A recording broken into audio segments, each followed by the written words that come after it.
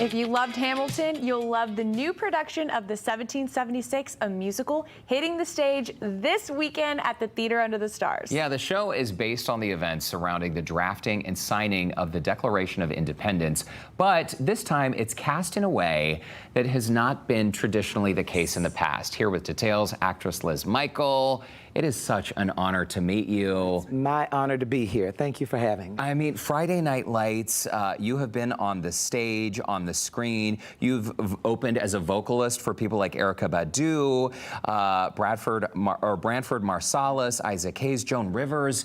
The list goes on and on and on. And do you believe that your willingness to evolve is what has kept you working all this time? Well, I hope that's the case, and I hope I continue working. Once we become stagnant and stop wanting to evolve and grow, what's the point in doing it?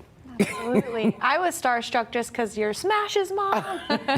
Such a great role that you played in the Thank you. So. It was a labor of love and Texas pride. That's right. Yeah. Okay, so you're based in Dallas now. We're seeing some shots on the screen of your past work. Friday Night Lights, of course, is a huge hit show. Oh, there you are with Monique. Yes. She's That's a dear cool. friend.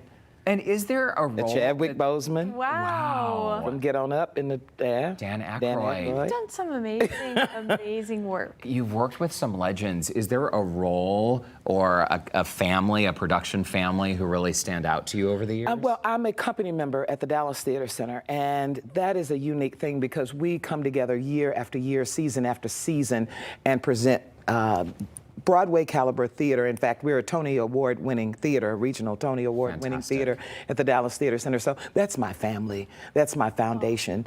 And so I've been just fortunate to find other families across the country, and my cast of 1776 is my newest family. They're the newest inductees into the theater family that I have. Yeah, so the national touring cast of this 1776 reflects multiple different types of race, ethnicities.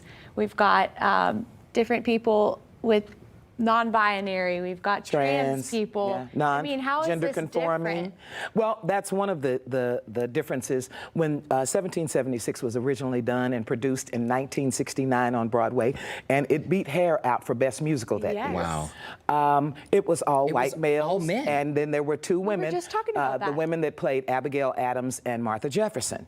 Then it was revived again on Broadway, I think in the 90s, and maybe another time, but all with that traditional casting, you know, with the founding fathers. This time out, Diane Paulus and Jeffrey Page, they decided we want our casting to reflect America. We want it to look like the audiences look now. So that means different ethnicities.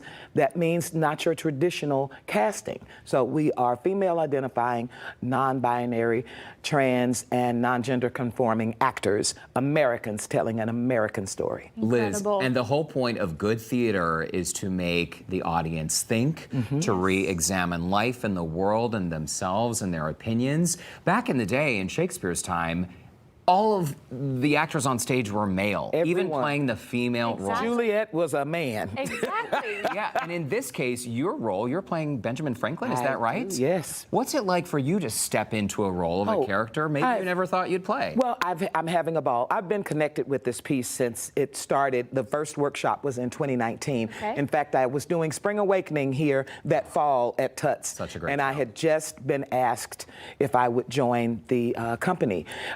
We were going to Broadway with it, and I played John Hancock at the time. Wow. I understudied Ben Franklin, and I tell you, that actor left some big shoes, even though she was much smaller than me. Left some big shoes to fill, so to speak, because Ben gets a lot of the one-liners, a lot of the wise anecdotes that go to people. Benjamin Franklin was a master chess player, and so he's always 2 steps ahead of everybody else in the Continental Congress.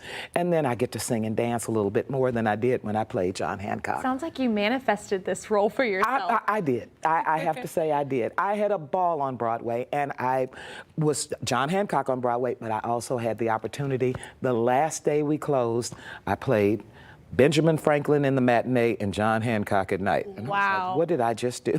That takes some talent to be able to master both of those. Well, thank you. It was a feat, but I'm glad I had the opportunity to do that. And Liz, you have a career that I'm sure you are so proud of, your family and friends. I was telling you and Logan during commercial break that as a young actor working in Salt Lake City, I was on the spinoff of Touched by an Angel starring Della Reese.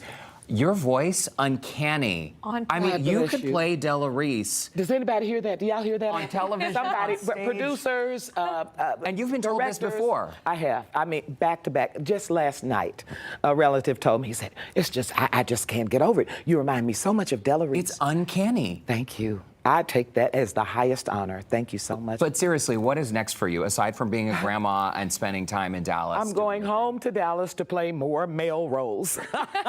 I will start the Dallas Theater Center's newest season off in Rocky Horror, playing Eddie and Dr. Scott. Incredible. Very, very cool. And for this show, too, how can we watch it? Well, you have 4 opportunities, only 4 opportunities to Okay. get to Tuts this weekend, tomorrow, Thursday through Sunday. We have a show Thursday night, Friday, and 2 Saturday.